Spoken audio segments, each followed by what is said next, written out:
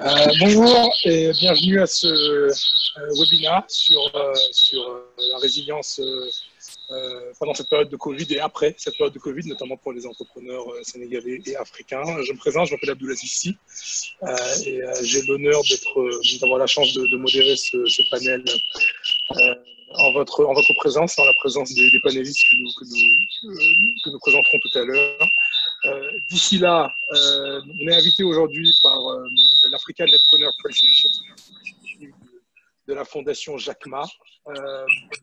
Je vais laisser la parole à Zara qui va présenter en anglais avec des slides en français. Je résumerai ensuite en français pour qu'elle puisse parler. Donc voilà. Zara, over to you. All right, okay. Hopefully everyone can hear me. Hello everyone, thank you so much for making the time. My name is Zahra Beatty. I'm the Program and Partnerships Manager at the African Entrepreneur Prize Initiative. This is an initiative by the Jack Ma Foundation. It's a philanthropic initiative that aims to identify African entrepreneur heroes, award grants funding, and provide mentorship and training. Our values are, we aim to be inclusive, and so we are open to all sectors, both genders. We aim to be Pan-African, and so the prize is open to all African countries. This year we launched in French in order to make it easier for Francophone applicants to apply. So you can access all the materials in French and apply. And also importantly, we are grassroots. So we are open to companies of all sectors, regardless of whether they are in the urban spaces or in rural spaces, regardless of whether they are in the tech industry or in traditional industries. We're open to all. And what we do at AMPI is that we have a competition that we run every year where we aim to identify 10 finalists who will have the chance to pitch to Jack Ma as well as other business legends for their share of $1.5 million. The first prize winner gets up to $300,000. So you get a chance to pitch to these business legends, get feedback from them, inputs from them, and then importantly, you will have the chance to tell your story to the world because the pitch competition is televised, it's recorded, and then distributed across Africa. You'll also have the opportunity to have master classes with renowned business leaders like Jack Ma and have a chance to understand business and leadership from their perspective and a chance to engage with many of our mentors, some of whom will be on the call today. In terms of who we are looking for African entrepreneurs of all ages. We don't have any limitations around age. You can be very young, you can be very old. We are open to all entrepreneurs. Importantly also, we insist that businesses are registered in Africa and operated in Africa, and they must be at least 3 years old. So these are some of our very basic criteria. Last year, we had about 10,000 applications from 50 countries, and about 26% of them were female. And this year, we hope that we'll have even more, and importantly, that we'll have from Francophone Africa. These were our judges from last year.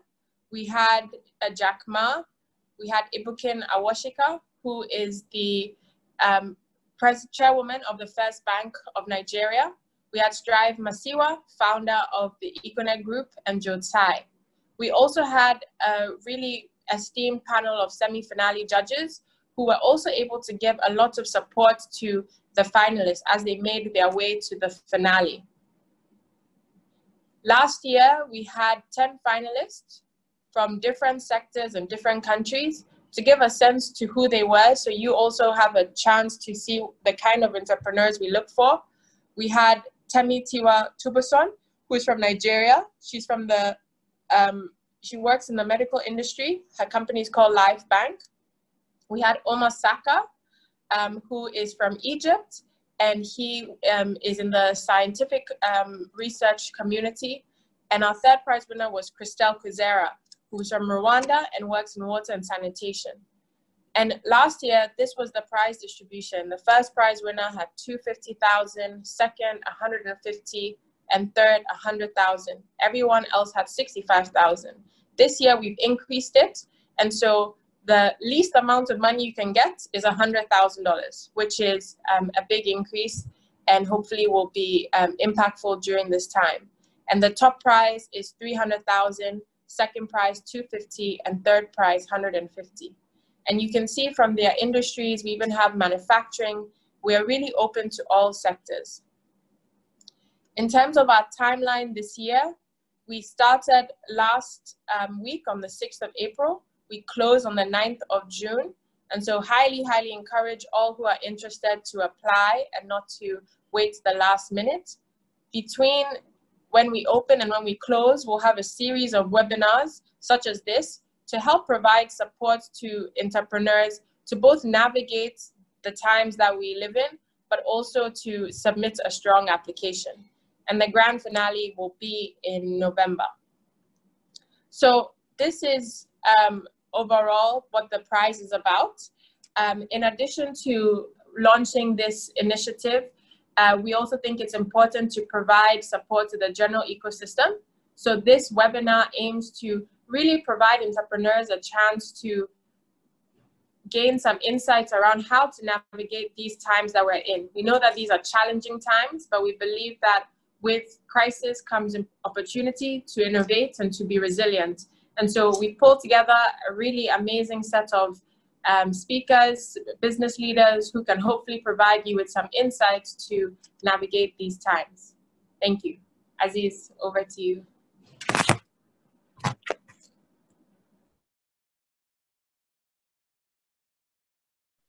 Thank you, Zara. And I'll let you, if it's possible, share a link in the Q&A or in the panel where people can have the information that you just showed. Merci à tous, donc encore une fois, de votre participation. Je me représente parce que c'est vrai qu'il y avait un gros écho tout à l'heure, Abdulaziz Sy. Juste pour résumer rapidement ce qui a été dit tout à l'heure par Zara, donc ce qui nous réunit aujourd'hui en dehors du thème de la résilience, c'est le Africa Nation Entrepreneur Prize, qui est un prix une initiative de la Fondation Jacques Ma et de la Fondation Alibaba, qui vise à réunir certains des meilleurs entrepreneurs en Afrique. Je pense que la partie la plus importante de ce qui a été dit, c'est que c'est un programme qui se veut le plus ouvert possible et le plus cosmopolite possible. Le but cette fois-ci, c'est d'avoir beaucoup plus de candidatures, d'une part de l'Afrique francophone et d'autre part des femmes notamment. Donc, comme vous l'avez vu, 25% des entrepreneurs sont des femmes. Le fait de participer à ce concours donne l'opportunité de pitcher devant Jacques Ma et devant d'autres entrepreneurs de très grande ampleur et de voir l'histoire de votre entreprise racontée à travers tout le continent africain, parce que c'est un pitch qui est télévisé et qui est ensuite diffusé à travers le monde entier. Voilà, donc l'idée, c'est vraiment de vous pousser à vous porter candidat. Le lien de candidature est ouvert aujourd'hui, on peut dès maintenant se porter candidat. Les conditions, c'est qu'il faut être africain, il faut avoir un business qui opère en Afrique et il faut être au-delà du ideation stage. Donc au-delà de la phase idée, il faut déjà commencer à générer du revenu. Et encore une fois, plus d'informations sur ça apparaîtra certainement plus tard dans une des cases de conversation que vous avez sur votre écran.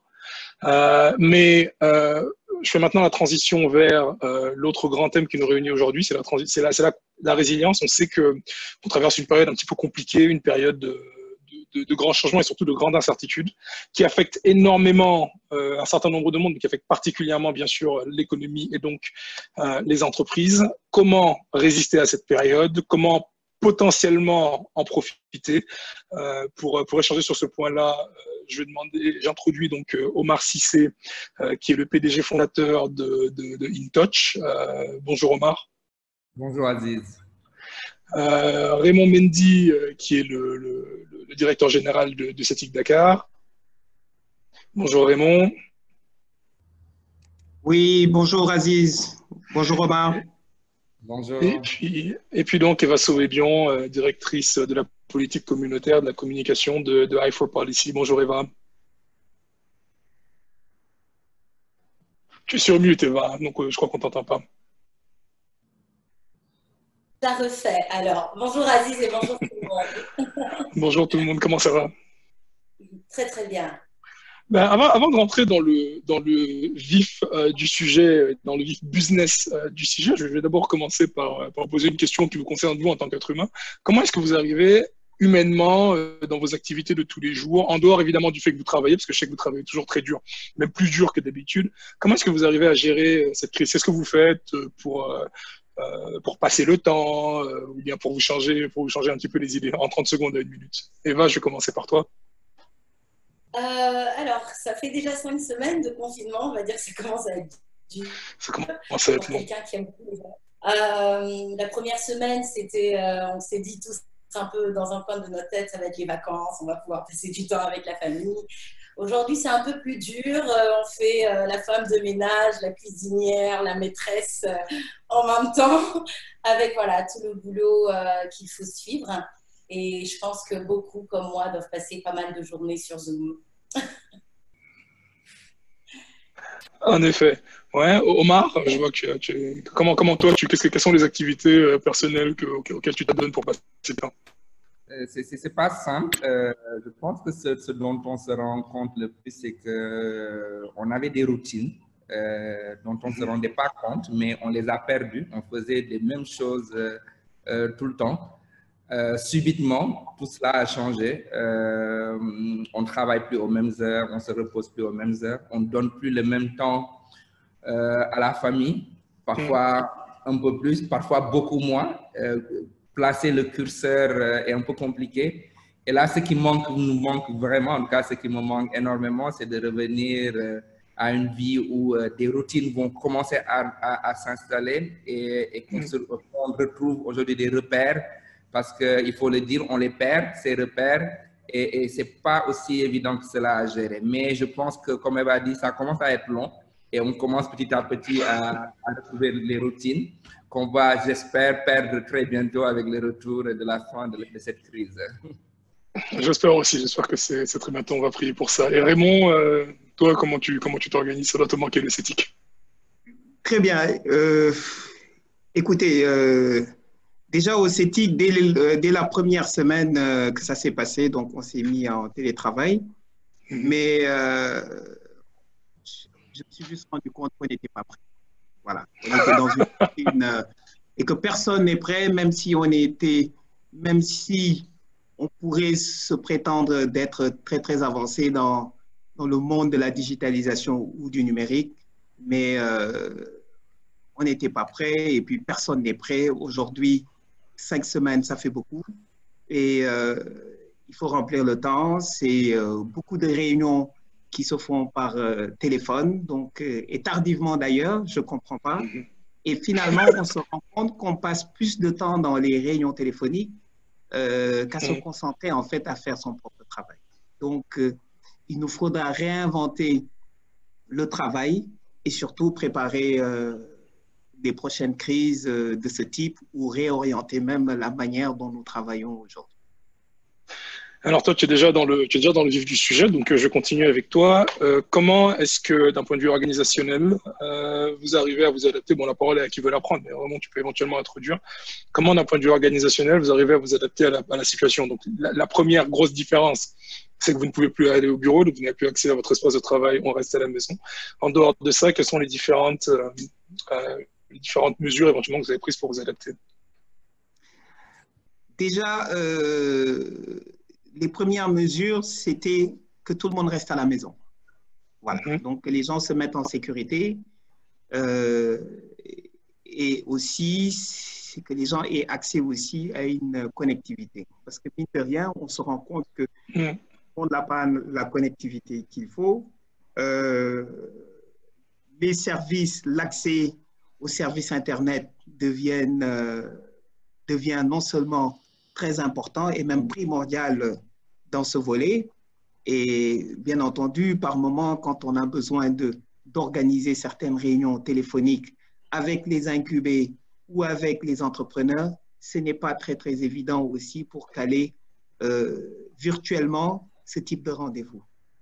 Et bien entendu, il faut dire que l'efficience même dans le travail n'y est pas. Et je suppose que tout le monde doit le ressentir, certaines entreprises. Et j'ai eu pas mal de retours, même d'entreprises non incubées, des entreprises corporate via la direction des ressources humaines de certaines entreprises, qui demandaient quels étaient les outils que nous utilisons dans la digitalisation, en fait, surtout dans le télétravail. Et ça, c'est un clin d'œil à nous, secteur du numérique, pour montrer un peu tout le potentiel qu'il y a eu. Donc, si les entreprises ne trouvaient pas de raison de se digitaliser, je crois qu'aujourd'hui, avec cette crise, elles sont un peu obligées. Voilà, donc c'est l'opportunité. Il y a eu une opportunité pendant la crise, mais la plus grande opportunité, c'est après-crise. Parce que malheureusement, nous n'étions pas préparés, donc personne n'était préparé à cela. Et puis, il y a du travail en fait à faire. Omar, Raymond parlait d'outils utilisés pendant la digitalisation. Bon, vous, c'est vrai que la production d'outils, c'est un peu votre métier, mais quels sont les outils que vous avez utilisés, les mesures que vous avez pu mettre en place pour vous adapter pendant cette période? C'est ça, comme Raymond le dit, personne n'est assez préparé face à cette crise. Nous avons par contre tous eu la chance par rapport aux autres continents de voir la crise venir et de savoir à peu près quelles sont les mesures que nous pourrions prendre bien en amont. Très tôt, au niveau de InTouch, nous avons déjà commencé par les mesures sanitaires. Comme vous le savez, il y a cette crise-là attaque aussi des personnes parfois qui sont plus sensibles que d'autres. Ça demande aussi une distanciation, comme un terme que j'ai appris récemment. Ça demande aussi certaines mesures d'hygiène, mettre du gel partout, mettre des masques. Nous y sommes pris très tôt et nous nous sommes assurés qu'au moins ces mesures-là étaient en place pour faire face à la crise. Et ce que nous avons fait par la suite, c'est que nous avons essayé d'avoir certaines hypothèses, de mettre en place certaines hypothèses en disant que la crise peut être divisée éventuellement en 3 phases. Et nous avons modélisé ces 3 phases comme des ingénieurs. Hein. On a pris le tableau, on a dit la phase 1, ce serait quoi? La phase 1, ce serait certainement à nous de prendre des décisions en nous disant on pense que ça commence à se compliquer et il y a des risques au niveau du personnel parce que la première des choses qui est importante, c'est de préserver le personnel. Quelles sont les mesures que nous pourrions prendre et quel est l'impact que ça aurait sur nos activités? Et cette mesure-là ne pourrait être déclenchée que par le CEO. En tout cas, cette étape ne pourrait être déclenchée par le CEO, donc moi-même. Si je dis qu'on est entré dans la phase 1, on sait tout de suite quelles sont les mesures à mettre en place et toutes les directions étaient préparées à ça. Et on avait demandé à chaque direction de passer par une phase pilote. Ça veut dire tester, est-ce que les outils sont en place, est-ce que si on l'active, ça peut aller ou pas. Et certains ont pris une journée pour le faire, on dit, OK, go. Ça s'est précipité, on l'a fait, les premiers tests ont été faits un jeudi. Le vendredi, ça s'est précipité et le lundi, on était entré dans la phase 1. On avait aussi travaillé sur la phase 2 qui consistait à dire si le président met en place certaines mesures du genre couvre-feu, du genre confinement partiel, etc., comment nous, on s'organiserait? Qui devrait être là? Qui devrait pouvoir continuer de la maison? Et ça demande une certaine pédagogie dans la mise en place parce qu'il faut pouvoir communiquer avec le personnel, que certains comprennent pourquoi eux, ils doivent être au bureau pendant que d'autres doivent être chez eux. Comment on articule tout cela pour que ça marche. Et donc, on a eu à avoir des discussions sectorielles pour rassurer certains, encore plus insister sur des mesures de distanciation et autres et mettre en place certains mécanismes pour aider cela. Et nous avons un troisième mécanisme que nous n'avons pas encore activé. Ce ne pourrait être déclenché que par l'État. Le jour où on nous dit qu'il y a confinement total, qu'est-ce que ça voudra dire pour notre entreprise? Ça veut dire que personne ne peut être au bureau, mais vraiment personne. Et dans ce cadre-là, nous nous sommes organisés pour pouvoir aussi y faire face. On sait, il y a une organisation en termes d'outils, de matériel, de ressources humaines, etc. Et nous avons travaillé dessus. En quatrième phase, nous avons travaillé un peu sur notre contribution parce que certains ont les moyens de faire des chèques, d'autres ne l'ont pas, comme nous, très clairement, mais nous avons nos compétences. Nous savons aujourd'hui mettre en place des plateformes de collecte. Nous avons mis en place avec Seneweb, si vous allez au niveau du site de Seneweb, nous avons mis en place une plateforme en relation avec le ministère de la Santé, une plateforme de collecte de dons qui permet aujourd'hui de collecter des dons au profit du ministère de la Santé via tous les outils qui existent. Vous pourrez collecter, on peut collecter via Orange Money, via Tigo, Wizall, Free, en tout cas tous les outils qui existent sur le marché. Et c'est notre contribution, nous mettons cela gracieusement à disposition et Seneweb offre aussi l'espace gracieusement au ministère de la Santé. Et enfin, la dernière phase pour nous, c'était de travailler sur les opportunités, sachant qu'une crise, c'est aussi des opportunités. Nous ne devons pas, en tant qu'entrepreneurs, nous dire « oulala, c'est compliqué, on ne va pas s'en sortir, on va tout perdre ». C'est vrai, on perd beaucoup, mais dans ces phases de crise, on peut beaucoup aussi gagner. Et c'est là que nous avons commencé à travailler sur les demandes qui étaient de plus en plus fortes sur le paiement, étant donné que tous ceux qui aujourd'hui souhaitent dématérialiser le paiement font appel à nous. On a aujourd'hui en quelques jours une centaine de clients en intégration. Ça s'est vraiment accéléré. Nous avons mis en place rapidement 2 plateformes. Ces plateformes-là nous visent, nous aideraient très prochainement à nous rapprocher de nos clients. On permet à n'importe quel marchand aujourd'hui en ligne d'accepter du paiement, même par carte, que ce soit la quincaillerie du coin, la boutique de quartier. Si la quincaillerie veut recevoir un paiement par carte ou par Orange Money ou par Wizall, n'importe quelle solution, il est en mesure de le faire via une plateforme, elle est en mesure de le faire via la plateforme que nous lui fournissons et nous mettons aussi à disposition les services digitaux en ligne. Voilà, en tout cas, nous avons essayé d'aborder tous ces aspects-là en même temps, ce qui rend aujourd'hui cette phase extrêmement complexe pour nous. Mais contrairement aux sceptiques, en tout cas de ce que m'ont dit, nous avons vu que nos collaborateurs ont pu s'adapter très rapidement. Nous travaillons étonnamment beaucoup plus qu'avant. On se pose la question de savoir pourquoi. On n'a pas encore tout compris, mais on pense que le numérique, le fait qu'on soit à distance, le fait qu'on puisse tout faire avec les outils dont nous disposons, fait en sorte que les gens sont plus straight to the point et donc on arrive à faire des réunions plus courtes, on arrive à aller dans le fond des sujets le plus rapidement, les gens ont le temps de traiter les choses et donc sont plusieurs chantiers en même temps. Mais le risque, et ce que je dis toujours à mes collaborateurs, c'est qu'on travaille plus qu'il ne faudrait et que malheureusement qu'on le fasse au détriment de la famille et c'est l'équilibre à surveiller. Voilà.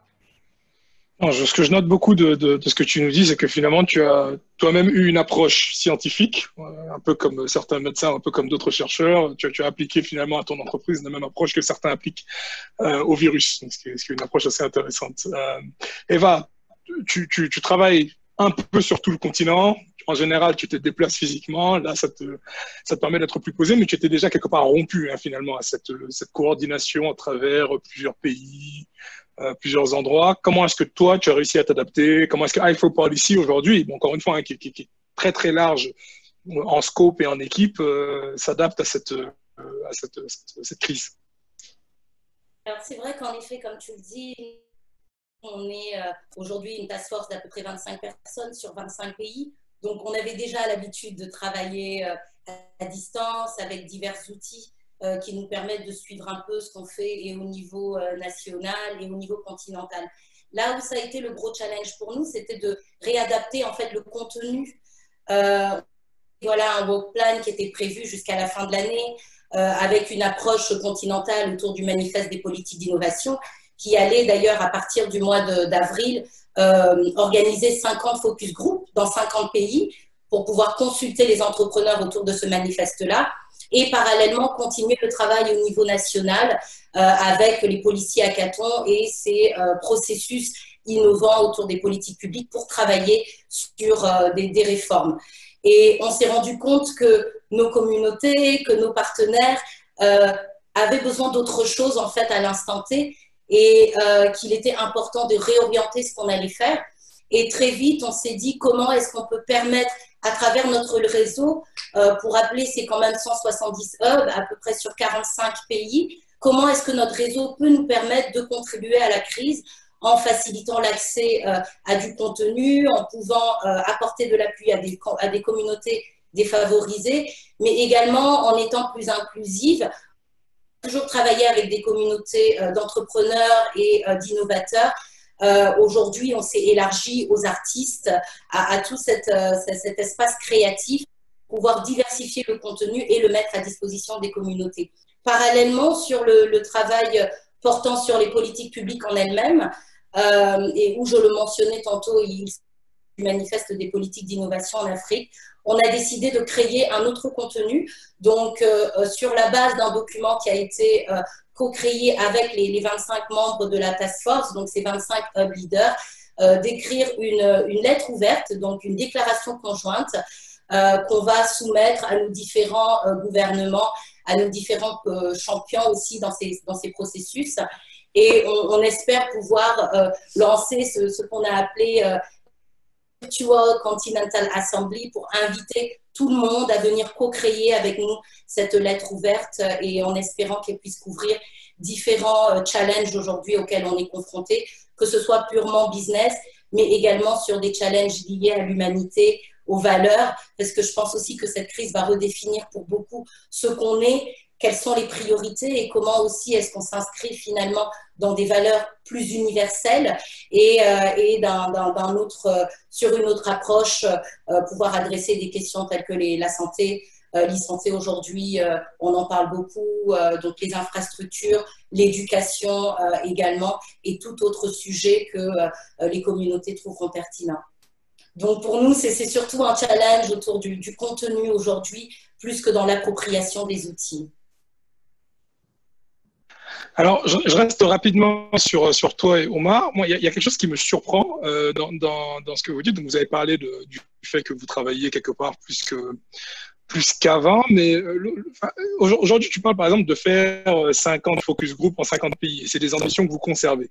Omar, tu parles d'équiper finalement n'importe quel petit commerçant, enfin n'importe quel TPE au Sénégal, d'appareils qui leur permettent de recevoir du paiement par carte, ce qui est quelque part assez révolutionnaire. C'est des choses qui n'existent pas, qu'on demande depuis longtemps.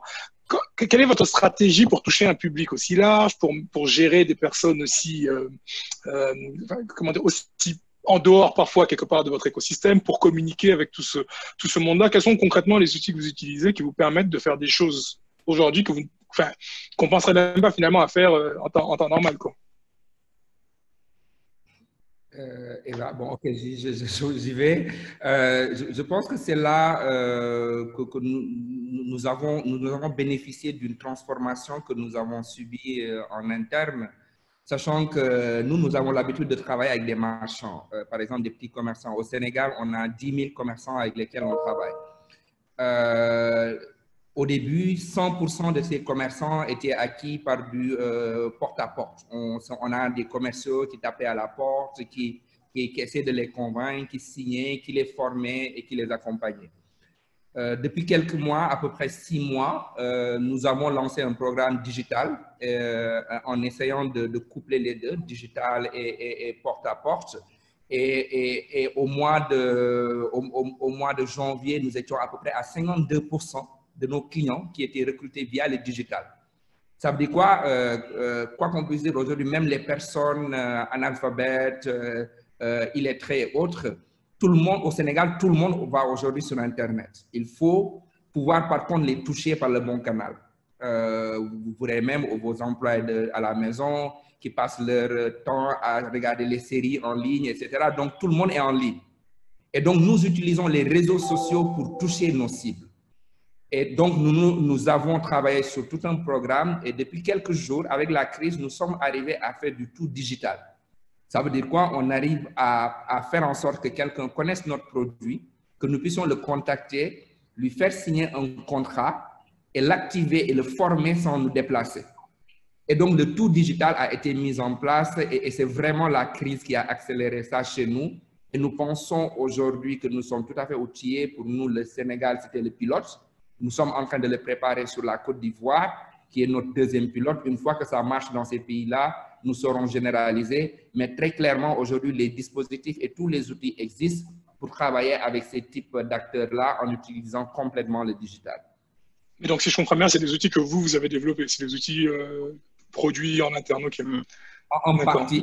L'autre partie, c'est mais pour les toucher, on passe par les réseaux sociaux, hein, on passe par du Facebook, etc. Une fois qu'on les a touchés, le reste, effectivement, c'est pas via des outils que nous développons. Est-ce qu'il y a une opportunité dans le fait que finalement les gens sont plus accessibles par ads et sur les réseaux sociaux qu'ils ne l'auraient été en temps normal? En temps normal, vous faites du porte-à-porte parce qu'aujourd'hui, finalement, le digital a réellement remplacé en fait l'approche physique.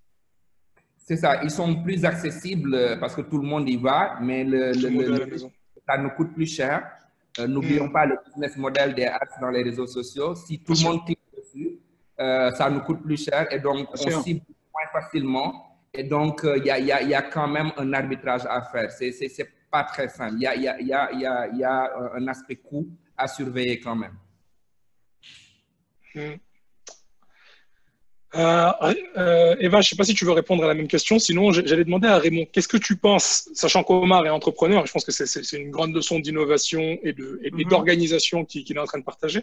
Qu'est-ce que tu penses que les entrepreneurs peuvent tirer d'une période pareille? Comment est-ce que tu penses qu'ils peuvent s'organiser? Quelle est la grande leçon qu'ils doivent retenir finalement d'une période qui va, comme on dit, make or break pas mal d'entreprises? Ce qu'il y a, c'est qu'en fait, il faut savoir que préalablement,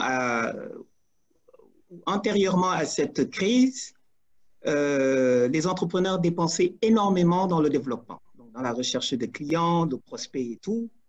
Et bien entendu, c'était très difficile, les portes étaient fermées parce que le besoin ne se faisait pas ressentir. Et ce que décrit là Omar par rapport à ce qu'il a, c'est qu'en fait, sa stratégie a été tournée d'une stratégie push vers le pull. C'est-à-dire le pull, là, c'est vraiment les clients qui s'arrachent sa solution, d'accord, pour se digitaliser et continuer à opérer normalement et vraisemblablement, a priori, c'est comme on dit, c'est du pain béni. Lorsque ça tombe comme ça, que les clients vous cherchent pour, disons, activer votre produit ou votre service, là, c'est du pain béni. Et l'opportunité qu'il y a à tirer là, c'est vrai, ça semble un peu difficile parce que les entrepreneurs ne trouvent plus d'interlocuteurs avec qui discuter dans les entreprises, en fait, chez les prospects. Donc, c'est là la complexité. Parce que les entreprises elles-mêmes ne sont pas préparées, n'ont pas été préparées.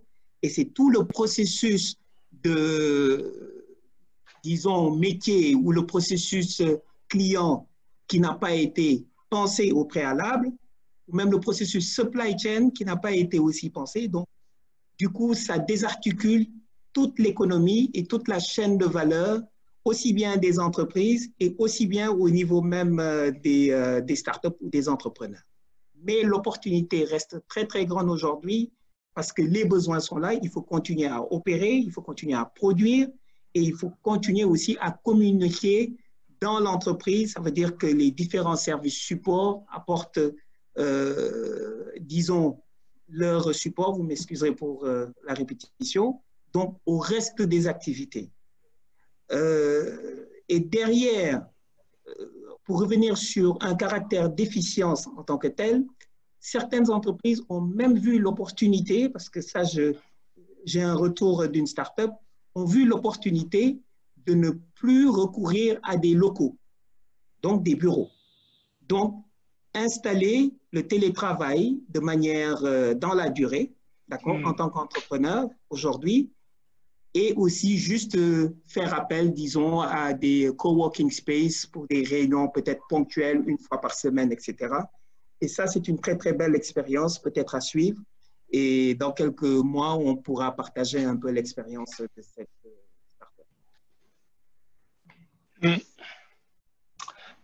Eva, est-ce que tu veux réagir sur ce point?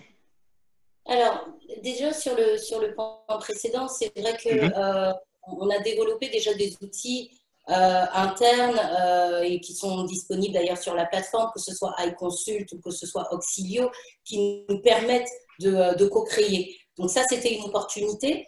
Mais dans la manière de travailler tous les jours, on utilise des outils communs, que ce soit Zoom. On a différents groupes WhatsApp en fonction des sujets sur lesquels on travaille. Et il faut avouer que ça fait à peu près 2 ans qu'on avait décidé de bannir l'envoi de documents, donc tout sur le Drive, tout le temps. Et donc, on a juste renforcé notre manière de travailler. Je pense, pour revenir sur ce que disait Raymond, qu'on est également dans un moment où les clients ont besoin de se sentir en connexion. On a besoin de créer du lien avec eux. Tout le monde se sent un peu seul. Pour beaucoup, ils ont perdu leur routine et leur repère, comme mentionnait Oumar. Et donc, il y a une opportunité pour moi, pour tous les entrepreneurs, de se rapprocher de leurs clients en créant déjà un lien dans un premier temps qui soit humain, mais également pour pouvoir entamer une recherche utilisateur qui permettrait de comprendre ce dont ils ont le plus besoin à l'instant T et comment mettre en place une offre ou un service. Je suis bien d'accord que beaucoup n'étaient pas prêts à ce qu'on passe comme ça à une totale digitalisation. Beaucoup vont être confrontés à des challenges, qu'ils soient de trésor, qu'ils soient dans la gestion opérationnelle des livrables et de l'équipe. Mais je pense que c'est également une opportunité, d'un côté sur l'aspect justement humain, de pouvoir s'assurer qu'on est vraiment en connexion avec son équipe autour d'une vision pour que chacun s'engage à un niveau personnel à délivrer, mais ensuite sur l'aspect opérationnel pour pouvoir mettre en place un cadre en fait de travail qui amène des résultats, mettre en place pourquoi pas des partenariats auxquels ils n'auraient pas pensé. Quand je regarde sur notre scène ici à Dakar, il y a énormément de partenariats qui se sont faits dernièrement entre plusieurs startups pour pouvoir un peu apporter cette complémentarité et répondre à la crise. Et enfin, je pense qu'il y a des opportunités, pourquoi pas business, en préparant et en anticipant cette crise, en voyant voilà, quelles vont être les tendances, même si elles sont très, très incertaines encore aujourd'hui, et comment est-ce qu'ils peuvent anticiper pour mettre en place des stratégies et aller sur des marchés ou le développement de produits ou de services différents. Excellent. Alors, je vais juste poser une dernière question avant d'ouvrir aux questions qui sont dans le chat et au Q&A. Tu l'as mentionné rapidement. La trésorerie. Donc, c'est un sujet, le président, dans son allocution, s'est exprimé longuement là-dessus et a proposé un certain nombre d'outils. Ce qu'il faut comprendre, c'est qu'on quitte les bureaux, mais enfin, c'est compliqué de résilier un loyer tout de suite. Des entrepreneurs travaillent de la maison ou ne travaillent pas, mais il faut continuer à les payer. Vous avez en partie répondu à ça. Il y a eu une grosse modélisation faite par InTouch notamment, etc. Mais comment aujourd'hui est-ce que les entrepreneurs gèrent des aspects basiques de leur entreprise, notamment leur trésorerie, leurs opérations, etc. Notamment pour ceux qui n'ont pas la même expertise technologique que vous. Qui prend le flow? Omar? Tu veux la prendre? Question difficile. Tu as touché un vrai point parce que effectivement, le vrai problème de cette crise, c'est que ça crée une crise aussi économique pour les entreprises et ça touche beaucoup à la trésorerie. Nous sommes dans des pays, effectivement, tu l'as dit, où des décisions ont été prises. En tout cas, pour l'instant, des vœux pieux ont été formulés. Malheureusement, le temps de l'autorité n'est pas toujours le temps de l'entreprise. Ça, c'est déjà une chose. Et à plus forte raison, le temps de la start-up. La start-up a une visibilité très réduite sur le temps. Et si par contre des mesures qui doivent être prises ne pourront l'être que dans les 3 ou 4 mois qui viennent, beaucoup d'entreprises ont le temps de mourir. Des mesures ont été annoncées, mais en tout cas qui n'auront aucun impact sur une entreprise comme la nôtre sur du court terme. Sur du moyen terme, on verra, mais il faut arriver à exister d'ici là. Si je prends des mesures comme par exemple une mesure qui touche aux ressources humaines, des entreprises comme les nôtres, les vrais postes de charge, c'est les ressources humaines. Quand on arrive dans une crise comme celle-là, la première des choses qu'on essaie de faire, c'est d'optimiser les coûts RH. Et nous nous retrouvons dans une situation où on ne peut pas se séparer de quelqu'un, du personnel. C'est interdit dans cette période. En tout cas, le licenciement est interdit. Et nous sommes aussi dans une phase où le chômage technique est presque interdit. Je dis presque parce qu'on nous dit que pour pouvoir mettre quelqu'un en chômage technique, il faut lui assurer 70% de son salaire tous les mois. C'est pousser à le conserver. Comment des entreprises qui n'ont pas d'activité dans cette période et qui n'ont pas de revenus vont pouvoir continuer à conserver tout le personnel? Et quand on parle de start-up, on sait que c'est l'agilité. L'agilité elle est aussi organisationnelle. On doit pouvoir changer l'organisation en fonction du temps, en fonction des contraintes. Mais malheureusement, là, on est en face d'un mur où, à ce niveau-là, nous ne pouvons pas réellement agir sur la trésorerie parce que le vrai levier que nous pouvons activer, nous ne saurons pas l'activer. Et donc, c'est extrêmement compliqué. Ce que nous faisons, par contre, c'est d'essayer de travailler sur les autres charges et travailler sur le revenu parce qu'une entreprise, c'est du revenu et c'est des coûts. Si on ne peut pas toucher aux coûts, parce que très clairement, on est dans une situation et ça va être extrêmement difficile pour les entreprises, il faut le dire. En cas des entreprises du secteur des technologies, si cette crise perdure et qu'on n'a aucun levier sur les charges et que nos revenus ne suivent pas, on va vers une disparition de plusieurs entreprises ou des entreprises qui vont s'endetter parce que quand tu dis « Ok, je ne peux pas payer », mais tu ne peux pas aussi licencier, ça veut dire que tu cumules des dettes et au bout de la crise, tu vas juste disparaître. Et donc, c'est une grosse équation pour nos entreprises aujourd'hui. Nous y travaillons. Nous allons essayer de saisir les opportunités par contre de cette crise parce qu'une crise, c'est beaucoup de contraintes, mais aussi beaucoup d'opportunités. Malheureusement, une opportunité ne se bâtit pas, ne se matérialise pas en un jour, 2 jours. Ça prend du temps, mais on va quand même les saisir. On va transformer ces opportunités en revenus. On va essayer de combler le gap parce qu'il y a un gap, on l'a senti, hein, nous, dès les premiers jours. Le premier jour où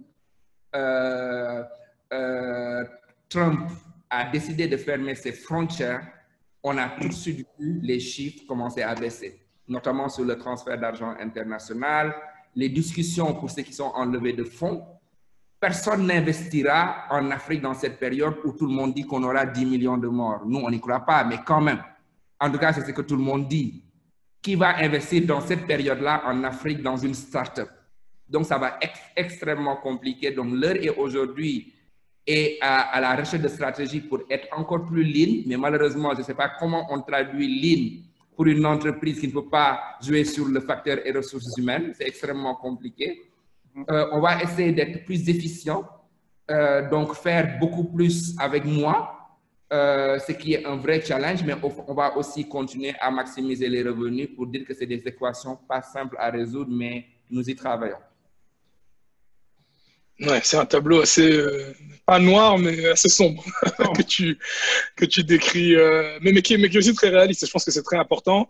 Je précise que Raymond, tu as fait un appel qui est important, c'était un appel à la connectivité. Au début, on va avoir besoin d'une très très bonne connectivité Internet. Donc bon, s'il y a des personnes de Orange ou de Tigo qui nous écoutent, this is your time. Et Omar, effectivement, tu mentionnes un point qui a été déjà mentionné par un bon nombre d'entrepreneurs, c'est concrètement dire à des personnes, vous ne pouvez pas licencier, mais enfin bon, voilà, il n'y a pas de trésor, il n'y a pas vraiment de plan mis en place pour permettre aux personnes de garder leur staff. C'est mener des entreprises tout droit vers leur perte. Et il y a aussi une question de post-Covid à gérer, parce que oui, s'il y a des endettements trop forts, ça va être très compliqué. Raymond, quel est ton positionnement sur la trésorerie aujourd'hui? Qu'est-ce que OCETIC vous communiquez comment sur ça? Je crois que le point sur la trésorerie reste de needle, comme on dit en anglais, donc le noyau. Parce que dans le secteur du numérique, le centre de coût qui tire le plus, ce sont les salaires. Et quand on parle d'entrepreneurs, où les entrepreneurs sont en phase de recherche et développement, ou ils sont en phase de lancement de leurs produits, ce qui suggère en fait qu'il y a une charge du personnel qu'il faut entretenir pour que le produit atteigne son apogée. Et forcément, ce sont des salaires qu'il faut payer.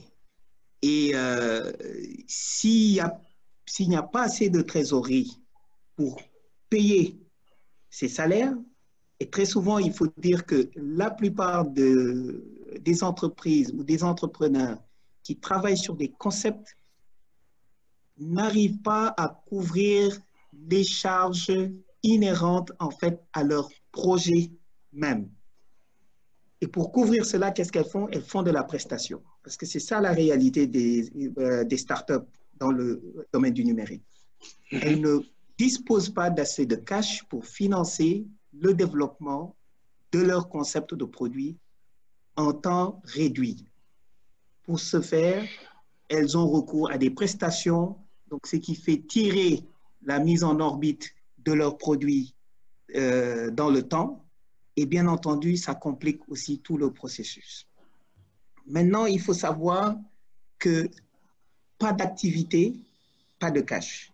Le tableau sera très, très sombre pour la plupart de nos startups. Et j'ai bien peur pour la créativité pendant cette période, parce que beaucoup d'entreprises pourraient mourir parce qu'il n'y aura pas assez de finances pour payer non seulement ces coûts de recherche et développement, et qu'il nous faudra vraiment, vraiment tirer énormément de leçons de cette crise, et puis nous, bien entendu, aider certaines structures à s'en sortir. Il y a une étude que nous sommes en train de mener auprès de certaines startups de l'écosystème pour savoir comment les décisions qui ont été prises par les autorités, en fait, les impacter. Est-ce qu'elles s'y retrouvaient ou pas? C'est vrai qu'il y a l'ADER qui apporte le support, mais tout le monde ne pourra pas bénéficier de ce support. Et il faudra réinventer, en tout cas, tout notre tissu économique, ce que nous voulons faire, et le modèle aussi des entreprises, la manière dont nous travaillons, la manière dont nous faisons du business et tout. Une opportunité se dessine et il faudra vraisemblablement qu'on s'y mette tous. On se concentre sur peut-être un nombre restreint d'entreprises pour apporter tout le support qu'il faut pour en faire, bien entendu, de grandes entreprises qui arriveront à développer certaines réserves et pouvoir peut-être gérer de prochaines crises avec 2-3 mois en fait, d'inactivité ou d'activités qui vont vers le bas. Jusqu'ici, ce qui se dessine, c'est en gros pour pouvoir gérer la trésorerie, les charges vont pas pouvoir bouger, il faudra vraiment être très très bon dans la génération de revenus, ce qui n'est pas une masse à faire en général, ce qui est encore plus compliqué aujourd'hui. Eva, en général, quand on a besoin de positivité, de retrouver le sourire, c'est à toi qu'on s'adresse. Donc, tu as la pression là. Toi, quels sont les tips que tu donnerais aux personnes pour pouvoir gérer une période comme ça? Tu as parlé de 25 employés sur 25 pays africains. Comment vous vous organisez aujourd'hui avec ces employés-là? Est-ce que vous avez les moyens de mettre du monde en chômage technique? Est-ce que vous en avez la volonté? Comment vous faites? Alors, bien entendu, je comprends ce que dit Omar, ce que partage aussi Raymond. Tous les jours, je pense que tous, on reçoit énormément de questions. Donc, les entrepreneurs sont au pied du mur parce que personne n'a encore une réponse assez claire. Mais je voulais partager aussi donc un peu de positivité, comme tu dis, avec l'impact aujourd'hui des communautés. Et on se rend compte en fait que même pour des boîtes qui vont avoir une orientation purement business, elles ne sont rien si elles n'ont pas une communauté de clients qui sont fidèles et qui sont engagés.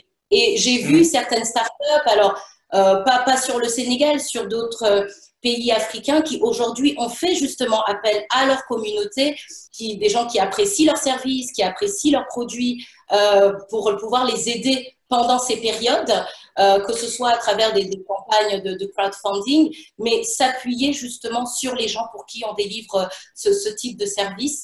J'ose espérer aussi, Raymond l'a mentionné avec cette étude qu'ils sont en train de faire, on a vu énormément d'études pour comprendre un peu ce que vivent les entrepreneurs.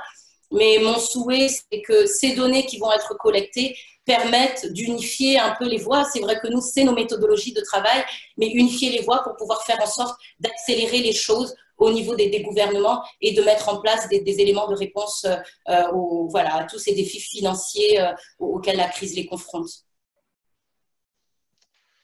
D'accord, ben je vais commencer à répondre à des questions. Alors, avant ça, le point que tu mentionnes sur la communauté est très important. Je pense que s'il y a un moment où la solidarité dans le business est importante, C'est bien aujourd'hui.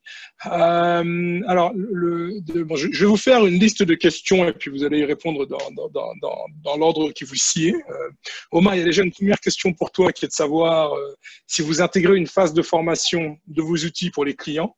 Donc, si c'est le cas, comment est-ce que cette phase de formation, comment elle est affectée par le fait qu'elle est obligée maintenant d'être digitale. Il y a une question, je crois, de Madame Halidou Ouedraogo, qui est de savoir comment on peut obtenir des financements pendant cette période, je présume, pour démarrer son entreprise. Et du coup, alors dans le Q&A, on a alors une question de Gorgui Tiao qui dit: je voudrais poser une question particulièrement à Omar. On est basé à Paris. Et notre problème, c'est que nous voulons tester la technologie sur une plateforme. On a reçu un contrat, mais du fait des confinements en France ou au Sénégal, impossible d'enregistrer l'entreprise. Ce qui est important pour pouvoir signer le contrat et pour l'entreprise. Donc, du coup, pour des personnes qui ne peuvent pas enregistrer aujourd'hui formellement leur entreprise, comment elles font? Bon, il y a une autre question sur les financements, c'est quelque chose qui revient beaucoup. Une des questions, c'est de savoir si vous aviez un plan de continuité et comment aujourd'hui ce plan se déroule comparé à la situation sur le terrain. Bon, la question sur la résilience, je pense qu'elle a déjà été posée également. Question sur les industries logicielles également. Je vais déjà vous proposer, donc Omar, tu as déjà deux questions pour toi. Donc la première sur les formations, en attendant que je regarde les autres questions. Donc tu as une question sur la formation. Comment tu gères la formation à distance s'il y a de la formation? Et la deuxième, c'est aujourd'hui une entreprise à Paris qui veut utiliser ton service qui n'est pas enregistré au niveau de la chambre de commerce ou quelque chose comme ça, comment elle fait en attendant qu'on traite les autres? Très bien. Par rapport à la question sur la formation, nous essayons d'être, dans notre approche globalement, d'être très pragmatique. Nous essayons d'apporter les solutions les plus simples possibles. Étant donné que nous n'avons pas aujourd'hui une plateforme d'e-learning qui puisse nous donner satisfaction, en tout cas par rapport à la cible, une partie de notre cible que nous avons, notamment les petits commerçants. Ces petits commerçants, c'est parfois le vendeur de fruits du coin, hein. C'est aussi la boutique de quartier du coin, c'est le salon de coiffure avec peut-être une personne qui n'est pas forcément instruite, etc., qu'il faut former. Au début, on le faisait en présentiel. Aujourd'hui, nous avons développé le tout en ligne. Et pour nous, c'est déjà lui donner le b.a.-ba à travers notre hotline. On a une hotline et on lui envoie des vidéos sur WhatsApp qui lui donnent un peu la manière dont ça marche. Les vidéos, les gens connaissent très bien. Avec des vidéos avec un format très, très simple, ils arrivent à voir comment on utilise et après, ces gens se débrouillent même parfois beaucoup mieux que nous. Nous sommes en train de travailler dans une deuxième phase avec un partenaire et nous allons bientôt l'annoncer. Nous allons travailler sur la mise en place d'un outil d'e-learning où nous allons insister sur d'autres aspects qui ne sont pas forcément liés à l'utilisation de nos outils. Nous voulons nous positionner comme étant le partenaire du commerçant, du marchand, et pour cela, nous allons renforcer ses compétences de base sur des notions de gestion assez rudimentaires. Et pour cela, nous allons mettre en place une plateforme d'e-learning que nous jugeons être adaptée à la cible. Et pour cela, nous allons nous-mêmes développer cette plateforme et la mettre en ligne. Après, par rapport à la question sur la technologie, je laisse la question du financement à Raymond et Eva qui en parlent. Sur la question de la technologie, effectivement, quand quelqu'un veut utiliser nos moyens de paiement, il faut que cette personne arrive à pouvoir encaisser dans le pays. Pour tester la technologie, ce que nous sommes en train de faire, et la crise a accéléré cela, nous essayons de mettre en place un process d'onboarding en 1 heure. Ça veut dire entre le moment où vous nous avez contacté et la mise en ligne, on ne doit pas dépasser 1 heure. Nous sommes en train de finaliser les outils. Nous savons que beaucoup se sont plaints du temps que les aspects négociation, signature de contrat, onboarding, intégration pouvaient prendre. Et donc, nous allons mettre en ligne une sandbox. Et cette sandbox-là sera mise à disposition de tous les développeurs qui veulent faire des transactions, les tester, sans même au préalable avoir une relation avec InTouch. Et quand ces développeurs-là voudront partir en production, nous pourrions formaliser la relation. Et enfin, sur le plan de continuité, ce que je disais, pour nous, les 3 étapes qu'on a eu à modéliser. Et pour chaque étape, on a eu à mettre en place un plan qui prend en compte les dimensions RH, les dimensions outils et autres. Et nos clients sont informés pour cela chaque fois qu'on arrive à un plan. Et nous essayons, en tout cas, autant que faire se peut, jusqu'ici, ça se passe très bien. Nous essayons de maintenir la qualité de service qu'on avait eu avant la crise. On espère qu'on pourra continuer à garantir ce plan de continuité. Voilà. Pour répondre un peu de manière sommaire à toutes ces questions adressées. Bon, Omar, on va peut-être te demander de réintervenir en fond pour répondre à un tas de questions, parce qu'il y a beaucoup de questions qui se posent par rapport à la solution que tu proposes. C'est vrai qu'elle est importante dans une période comme ça. Une question que j'aime beaucoup, moi, c'est de savoir si on a une idée des secteurs. Je pense que c'est un peu tôt pour le dire. Cette maladie n'a pas livré toutes ces leçons, mais est-ce qu'on a une idée des secteurs dont on a le sentiment qu'ils vont s'accélérer pendant cette crise? Donc évidemment, la digitalisation de façon générale, oui, mais est-ce qu'on a des secteurs et sous-secteurs qui, a priori, peuvent se développer de façon beaucoup plus rapide aujourd'hui? Je pense qu'il y a beaucoup de métiers qui sont en train d'apprendre de la crise à se transformer. Je pense que vous les avez vus avec certainement vos enfants dans la formation. Beaucoup d'écoles sont en train de mettre en place des outils pour permettre aux enfants de se former. Et là, par contre, la contrainte à laquelle elles sont confrontées aujourd'hui, comment elles sont payées à la fin du mois. Et c'est là, par contre, que nous intervenons. Nous avons eu beaucoup de demandes de la restauration. Je pense que beaucoup avaient pensé que tous les restaurants allaient être fermés et autres. Et moi, en tout cas, en 2 ou 3 jours, en l'espace d'un week-end, j'ai reçu énormément d'appels de gens qui se disaient « nous allons digitaliser ». Parce que nous pensons que bientôt les restaurants vont être fermés et pour eux, ils allaient développer la livraison et donc centraliser le paiement et nous leur fournissons un outil. Là où je vois vraiment quelque chose émerger encore plus, c'est au niveau de la logistique, les livreurs. On voit que la livraison est en train de se développer énormément, sachant que c'est des relais. Pour passer du tout physique à du tout digital, le relais, c'est les livreurs. À un moment donné, on a cette transition-là qui est en train de s'opérer. Chacun va pouvoir continuer son activité et même si je ne peux pas payer en ligne, je peux demander à quelqu'un de venir prendre. Demain, j'espère que je me transformerai et je paierai en ligne. Les gens pensent qu'ils seront de plus en plus confinés. Je vois des plateformes qui se développent sur de la livraison de produits alimentaires. De plus en plus de plateformes qui naissent. Et ce qui est intéressant avec ça, c'est que ça développe des usages parce qu'une fois que les gens s'habituent à être livrés et voient la qualité des produits qui sont livrés et le sérieux de ces entreprises, et quand ces particuliers s'habituent à ces manières, en tout cas, de vivre, on espère qu'après la crise, ce sont des habitudes qui vont se pérenniser et faire développer. En tout cas, voilà, je pense qu'il y a de plus en plus de secteurs qui vont naître et se développer autour de la digitalisation. Peut-être laisser les autres intervenir.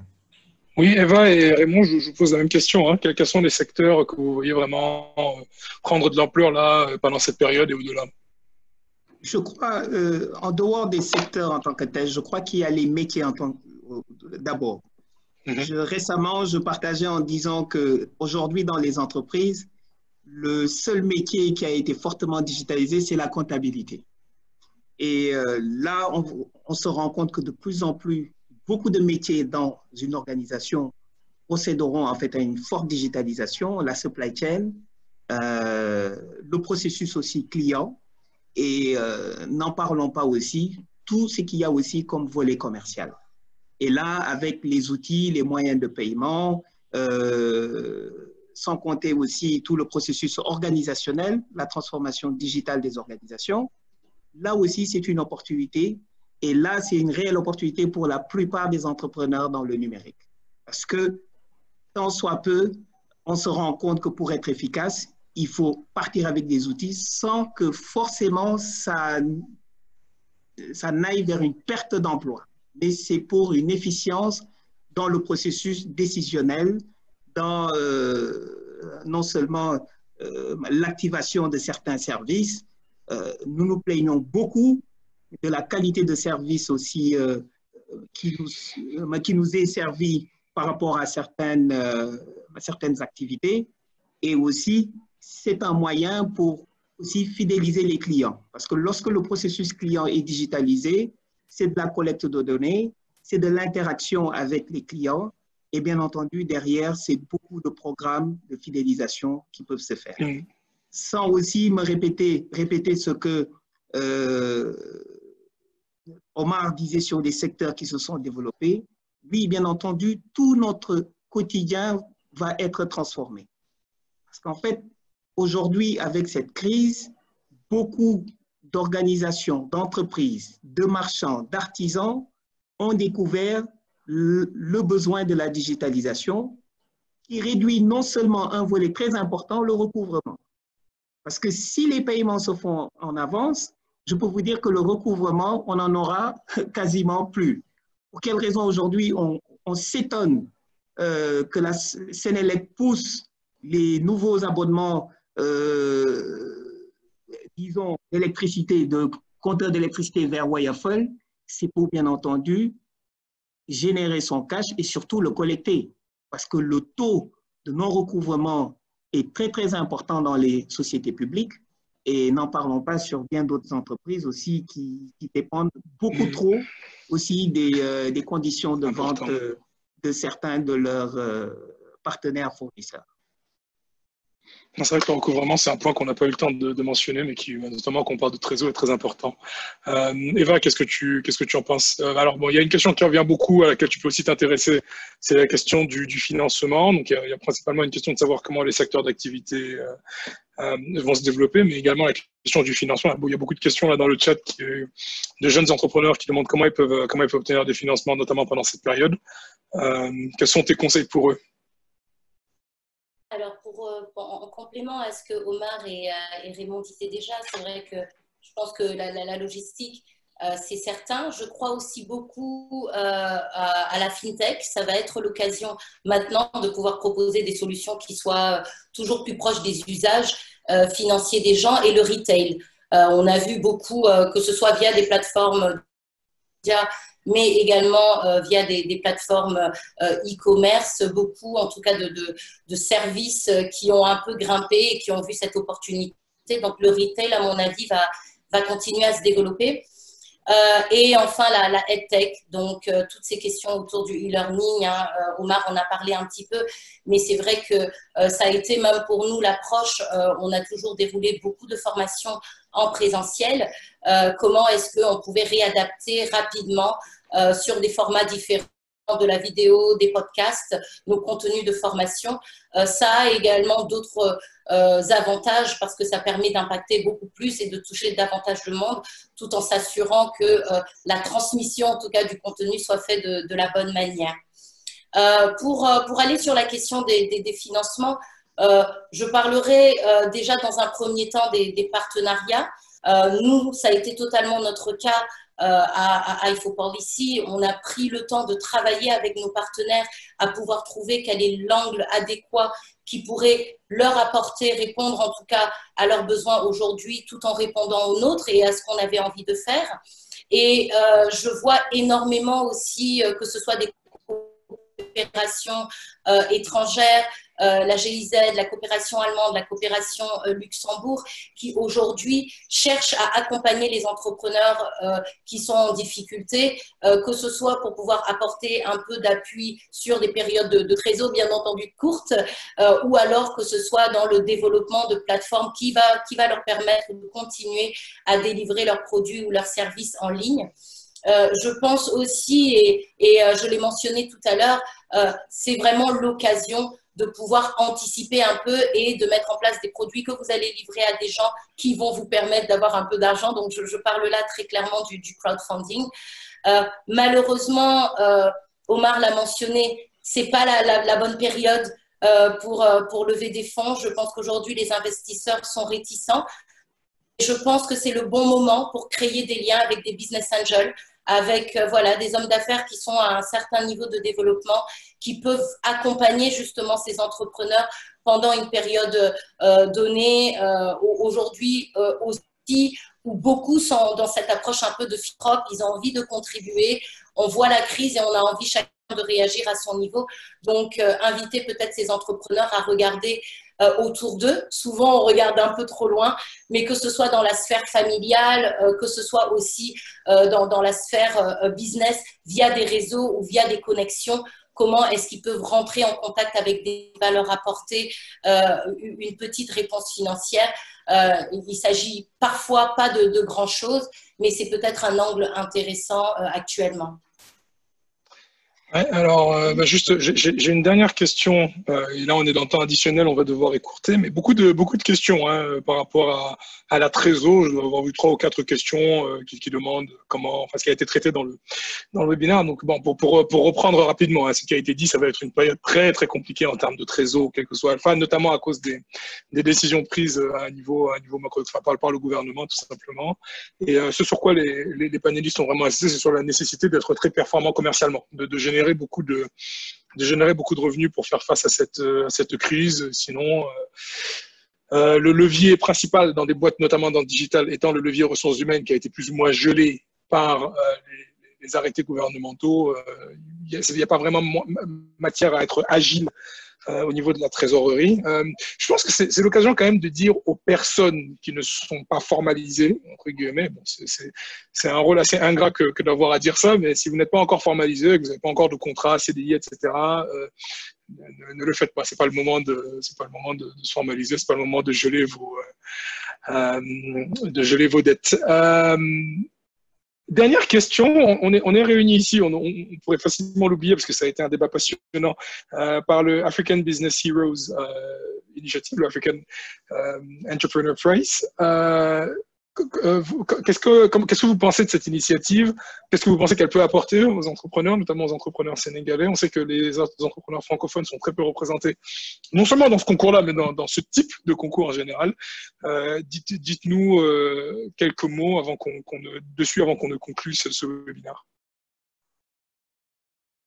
Non, je pense, en tout cas pour ma part, je trouve que et c'est déjà à un niveau personnel une expérience qui m'a apporté énormément. Je pense que faire partie d'une compétition continentale, donc avoir l'occasion de pouvoir connecter avec des entrepreneurs d'autres régions qui sont sur d'autres marchés, c'est déjà une expérience humaine, mais également en termes de stratégie et de partage d'expérience qui peut être très intéressante.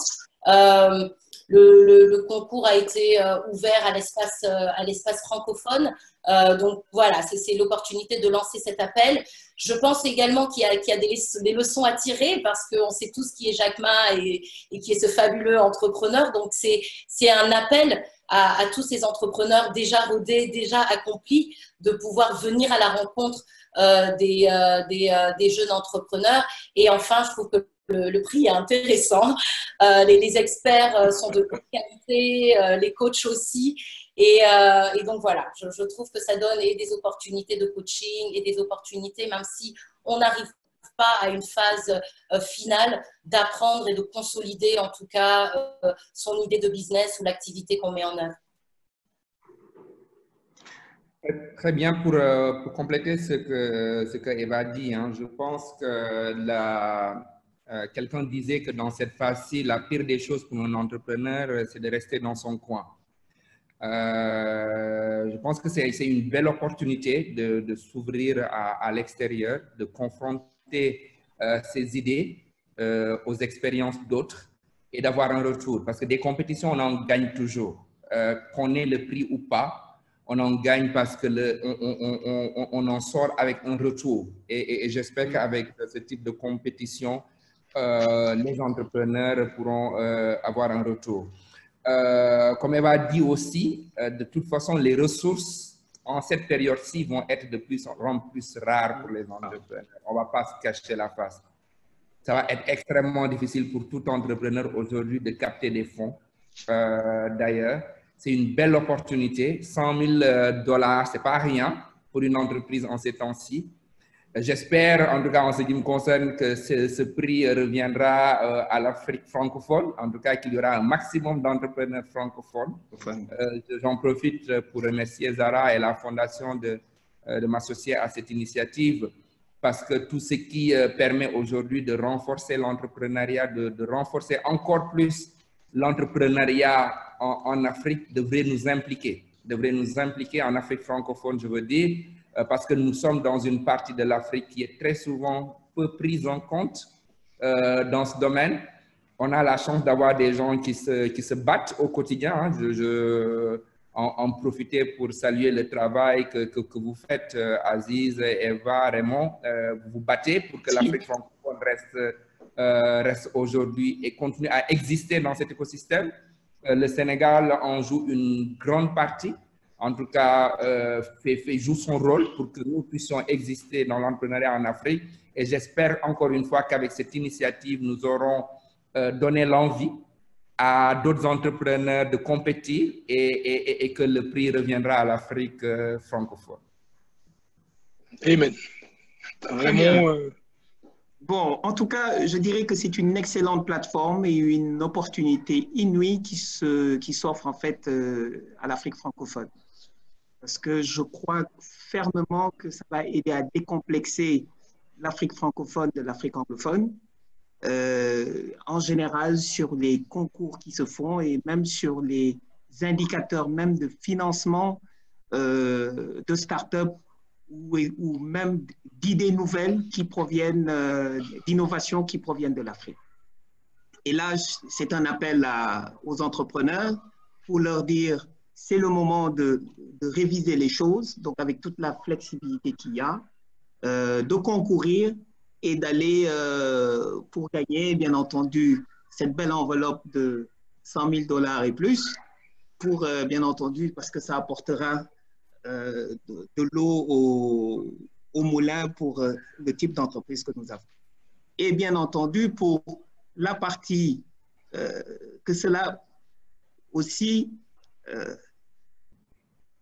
influe un peu sur les autres entrepreneurs de grande taille, en fait, pour que ça donne une idée aux entrepreneurs ou aux sociétés corporate, en fait, qui souhaitent aider les entrepreneurs, les startups, en fait, dans le développement même des économies en Afrique. Voilà. Merci beaucoup. Donc, je rappelle qu'il y a un webinaire qui se tiendra sur ça avec Dalberg, cabinet, la version locale de Dalberg, donc qui se tiendra.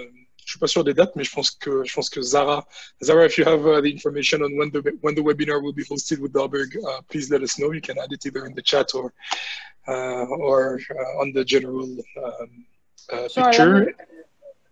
Yeah, okay, let me just quickly share. It will be on Tuesday, and we will send out a link to everyone's email.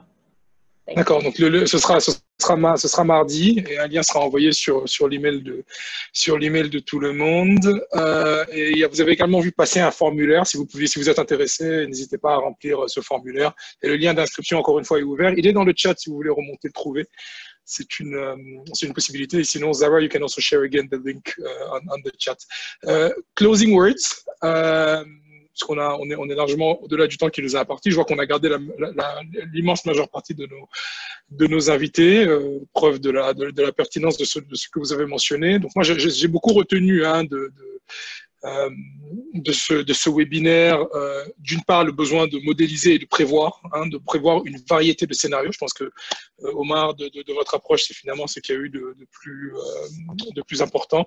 Eva, de toi, j'ai beaucoup retenu la nécessité de travailler en communauté, de vraiment regarder ce qui se passe autour de soi et de leverager vraiment l'aspect communautaire pour s'en sortir pendant cette crise.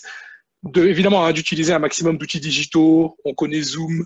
Beaucoup des outils qui sont utilisés par nos panélistes ont été créés par les panélistes en interne. Donc, c'est aussi l'occasion d'utiliser toute votre créativité pour vraiment trouver les solutions qui vous permettront de continuer à travailler avec vos équipes. Et enfin, on a malheureusement retenu un tableau assez sombre en termes de trésorerie. Je pense qu'il faut prévoir les choses au niveau de la trésorerie et de l'argent de façon générale, de façon assez pessimiste, et voir un peu ce qu'on peut faire.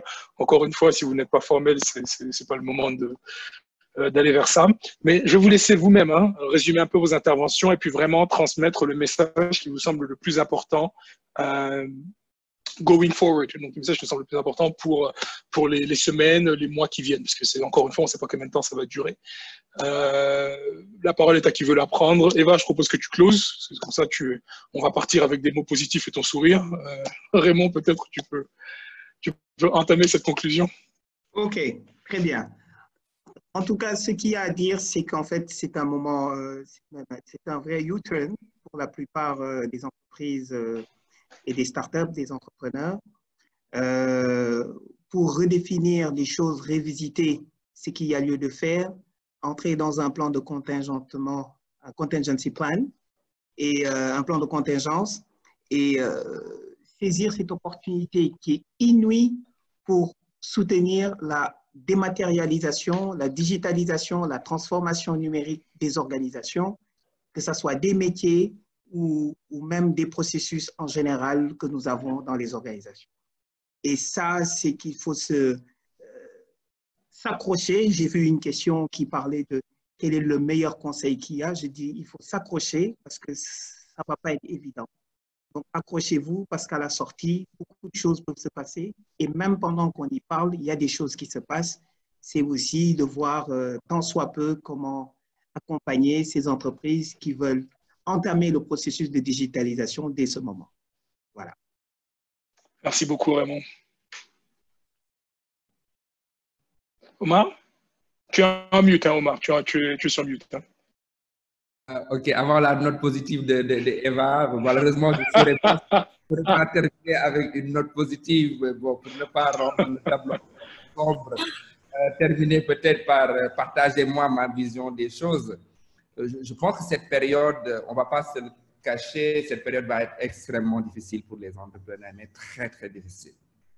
Mais nous devrions l'aborder avec beaucoup de sérénité. On ne doit pas paniquer, on ne devrait pas paniquer dans cette phase-ci. Il faut qu'on la gère avec beaucoup de sérénité.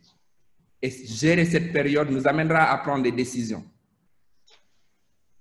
Et la force d'un entrepreneur dans des situations comme ça, c'est d'oser prendre ces décisions.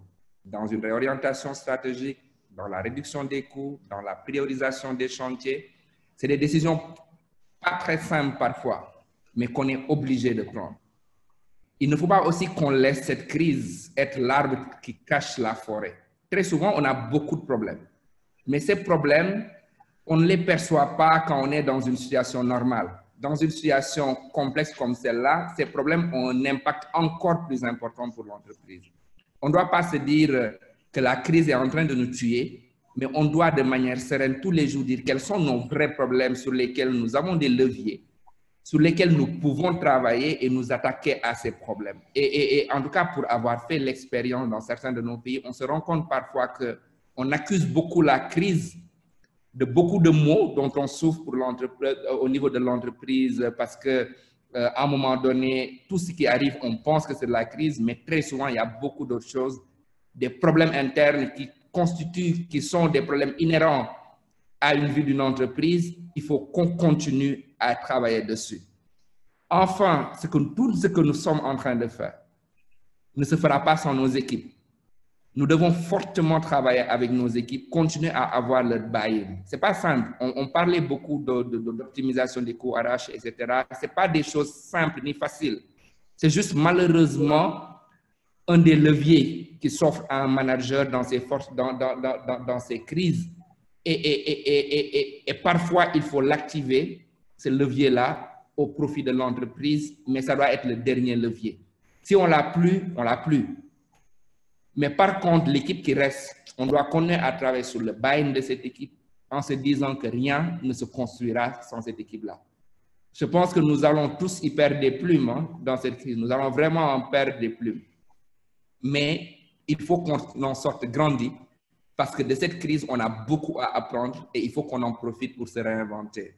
En tout cas, merci beaucoup de m'avoir convié à ce webinaire et j'espère en tout cas que, encore une fois, que le prix nous reviendra. Merci.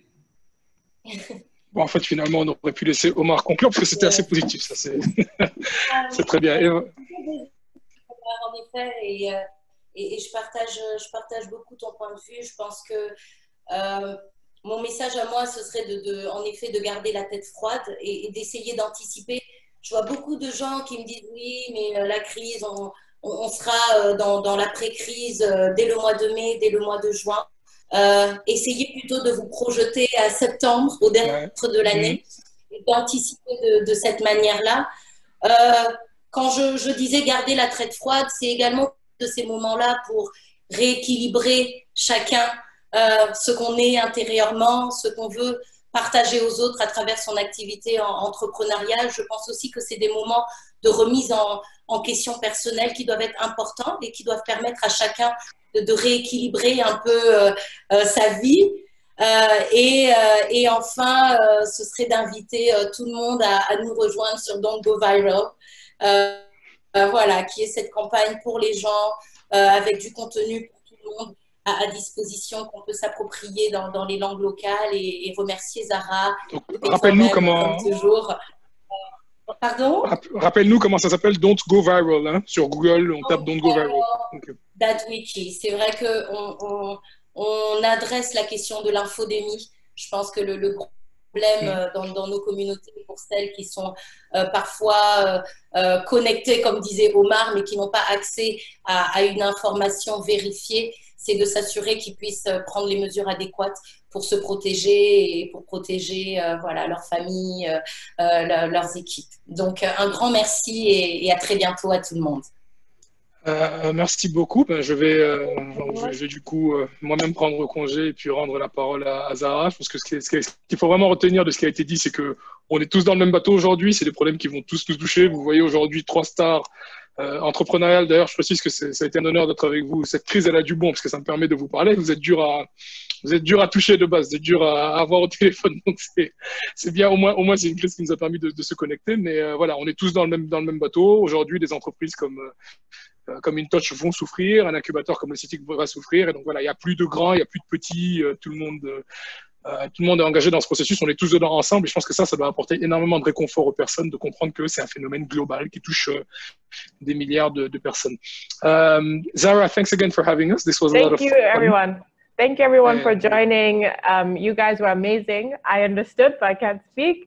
And thank you so much for sharing your insights. And hope everyone on the call goes to apply. Thank you so much. Thank you. Excellent. Et sur ce, bonne soirée. Allez, profitez-en pour aller vous inscrire. Encore une fois, il y a un webinaire qui se tiendra mardi. Vous devriez recevoir un lien d'invitation qui devrait être très intéressant. Et sinon, faites également passer l'info dans vos réseaux pour un prix qui est de qualité. Et bonne soirée, à très bientôt. Merci. Bye. Ciao, ciao.